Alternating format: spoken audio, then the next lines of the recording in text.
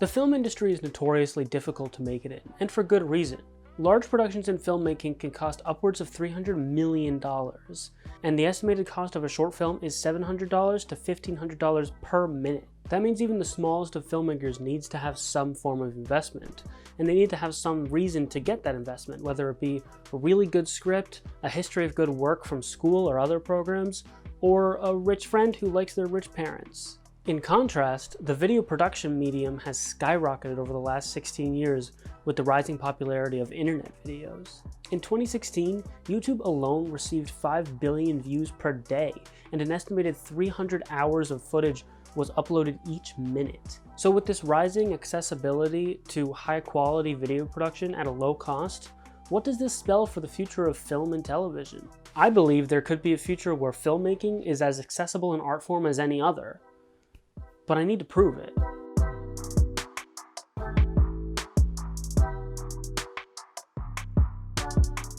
Between 2000 and 2018, it's estimated that feature films hired an average of 276 people in crew roles. Everyone from the personal assistants to the directors needs to be paid, and that's only a fraction of what a film's budget is. Even small budget features, as listed in this Deadline article, cost so much that their expert's breakdown has to be listed in the millions.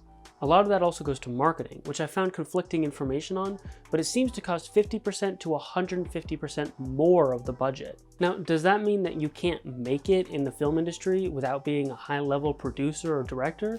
Of course not. There's plenty of lower-level jobs that can be as fulfilling as any other. But it's also not exactly the industry where you find a single job, work there for 50 years, settle down, have 10 kids, and then retire. Like most art forms, it means jumping from project to project and keeping your fingers crossed that your next season doesn't get scrapped or the ticket sales are enough so you get the position on the sequel that you were promised.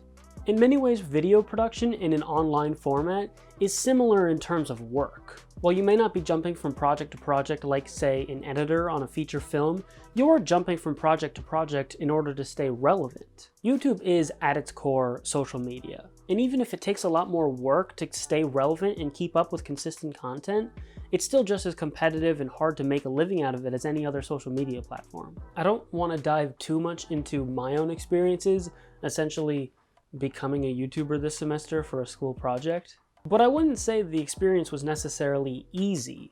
Producing a video essay or a video of any kind can take a lot of time and energy. If you don't have a full team working on it, it can take a really strong work ethic, which I don't necessarily always have. Now let's talk about budget. There's a really interesting video about creating a short film on a budget from the Corridor crew. Corridor is a channel almost entirely about innovation in the film industry. Their most popular series is their reaction videos, where VFX artists, stuntmen, animators, and all sorts of film experts talk about the good and bad in movies. In a video from 2019, Nico Puringer, one of the company's founders, made a video about his experience in creating his short film You Monster. Well, his perspective isn't perfect as somebody already working in a production studio where they have the equipment he needs.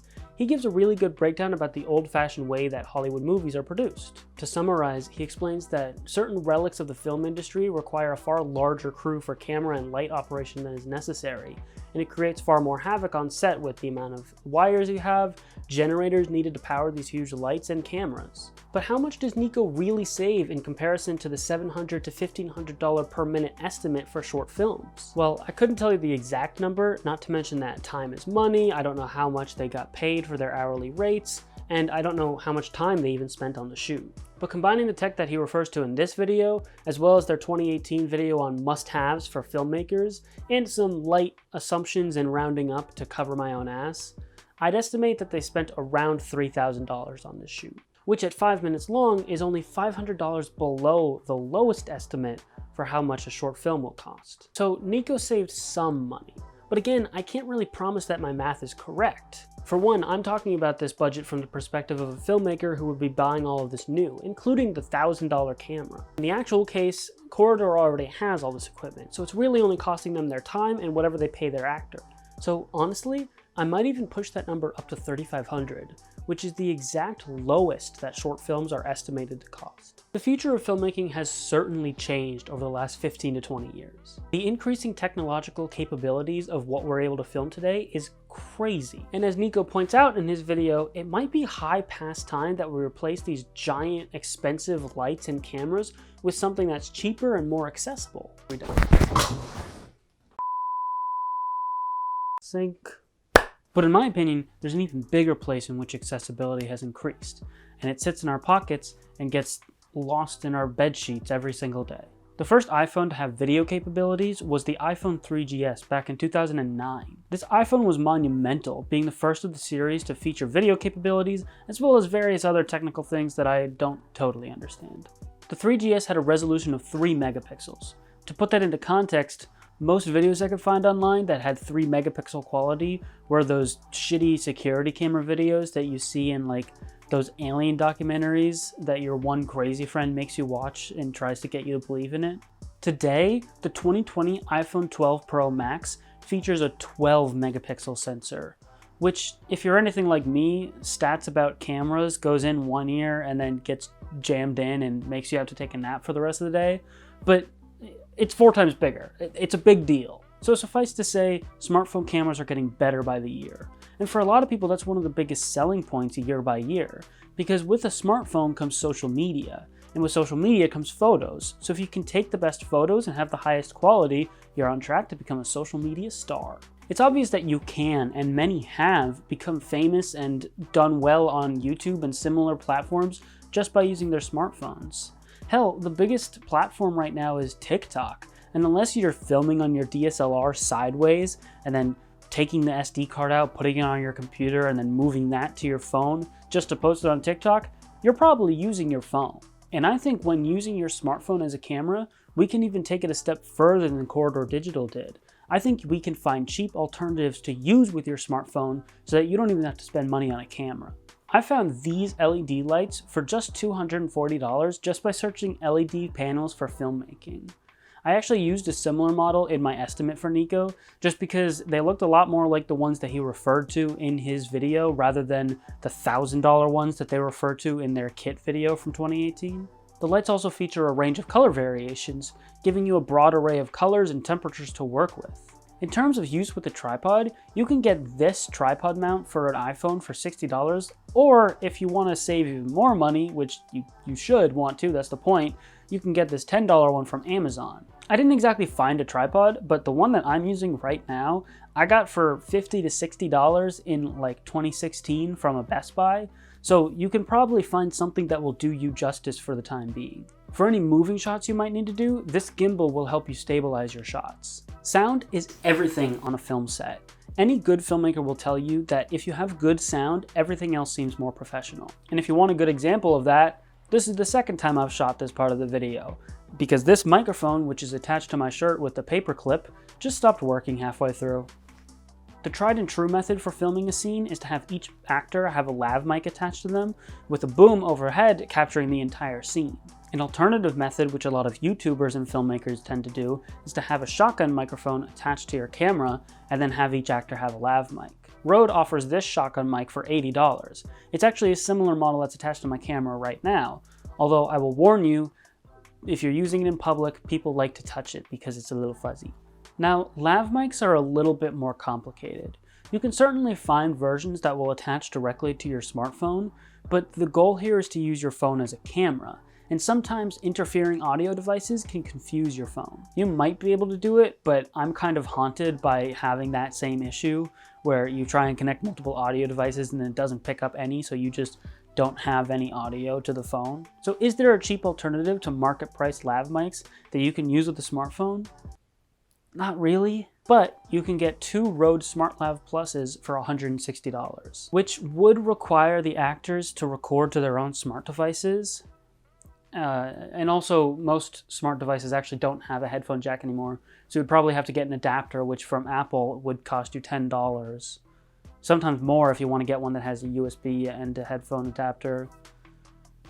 So in total, my budget for a short film using your smartphone as a camera compared to Nico's budget for his short film using his $1,000 Blackmagic camera is $920. I spoke to a friend who goes to film school, and she said that on average, you could assume you're going to pay your actors $100 for a 12-hour shoot. So that makes the budget in total $1,120, which is 2.5 times less than the estimated minimum for a short film budget per minute. But is it affordable? No, of course that's not affordable, especially if you're just pumping your own money into it, putting it on your YouTube page and hoping that people see it. And I didn't even mention an editing program. You could use one of the free ones like iMovie or WeVideo, just one of those free ones that either comes with your device or that you can use on a browser. But when it comes to professional filmmaking, those programs just tend not to do it justice. So if you want a really good professional editing program, one of the favorites nowadays is DaVinci Resolve, but that's going to cost you $300. If you're a sucker like me, you could get a subscription to Premiere Pro. If you're a student, you can even get a discount on the full Adobe suite. But that's still going to cost you almost $30 a month. So if you don't edit fast, or you just end up sitting on the project like some people tend to do, not me. So if you sit on it for too long and you don't really plan to continue filmmaking in a professional degree, you're pretty soon going to match the price of DaVinci. Like I said, I actually spoke to a couple friends who go to a really good film school down in Georgia. And I actually went to high school with one of them, and she did the same program as me, where we first learned to use smartphones and similar devices to create movies. They're both about to graduate and move into jobs in the film industry, and they're currently working on a docuseries about hats and the culture around hats, which is called Hats, I think. Follow them. When we sat down and talked about making it as a filmmaker as compared to, say, a YouTube content creator, they basically told me the same thing that I kind of discovered while researching all these budgeting options. The entire process is about teamwork and finding compromise and balance in your creative decision making. There's a reason that you often hear about creative duos in the film industry. So with all that in mind, with all these technological advancements and how good our phone cameras are getting, is filmmaking really becoming a more accessible medium? I still think so, to a degree. Like, it's slowly getting there. With technological advancements in the next 10, 20, 50 years, it could certainly get there. So obviously right now there's still a big distinction between filmmaking on a big feature film kind of level and video creation on a very, very small YouTube creator level. But don't get me wrong, I'm not trying to say that that lessens the value in any way of anything that people might create in an online, more personal format. It's just like I said at the beginning, everyone has a different definition of making it. So if you've shot something on your phone that you're proud of, or you've told a story that had an impact on someone, or you just got a laugh out of somebody, and that's what your goal was, then you've made it. That being said, if you're just starting out, have a little bit of money lying around, you want to get into YouTube and stuff, don't buy a $1,000 camera. Don't even buy a $700 camera. Film it on your phone. I bought this camera and I love it, and it's doing me justice, but it's basically a glorified webcam now.